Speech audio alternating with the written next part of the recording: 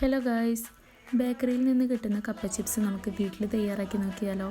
ഇതിനു വേണ്ടി വീഡിയോയിൽ കാണുന്ന പോലെ നമുക്ക് കപ്പയെ കത്തി വെച്ചിട്ടോ പീലർ വെച്ചിട്ടോ സ്ലൈസായിട്ട് ചെത്തിയെടുക്കണം.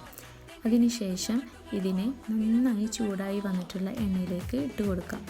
നിങ്ങൾക്ക് സൺഫ്ലവർ ഓയിലോ വെളിച്ചെണ്ണയോ ഉപയോഗിക്കാം. ഞാനിവിടെ വെളിച്ചെണ്ണയാണ് കേട്ടോ ഉപയോഗിച്ചിട്ടുള്ളത്. 1-2 മിനിറ്റ് കഴിഞ്ഞതിന് ശേഷം നമുക്ക് ഉപ്പുവെള്ളം ഇതിലേക്ക് ആഡ് ചെയ്ത് കൊടുക്കാം. ഞാനിപ്പോൾ 1 ടീസ്പൂണ് ഉപ്പുവെള്ളമാണ് കേട്ടോ ഇതിലേക്ക് ആഡ് ചെയ്ത് കൊടുത്തിട്ടുള്ളത്. ഇനി ഇത് നന്നായി മുരിഞ്ഞ് വരുന്ന ടൈമിൽ ഒരു യെല്ലോയിഷ് കളർ ആവുന്നതോടു കൂടി നമുക്കിത് ചട്ടിയിൽ നിന്ന് കോരി മാറ്റാം. അപ്പോൾ ഇത്രയുള്ള സംഭവം, ഈസി അല്ലേ ഇത്? അപ്പോൾ എല്ലാവരും ട്രൈ ചെയ്ത് നോക്കാം.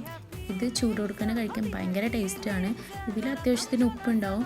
ഇനി വേണം എന്നുള്ളവർക്ക് ഇതിൽ മുളക് പൊടിയൊക്കെ ചേർത്ത് അങ്ങനെയും കഴിക്കാം. ഞങ്ങളിപ്പോൾ അങ്ങനെയൊന്നും ചെയ്തിട്ടില്ല, കാരണം കുട്ടികൾ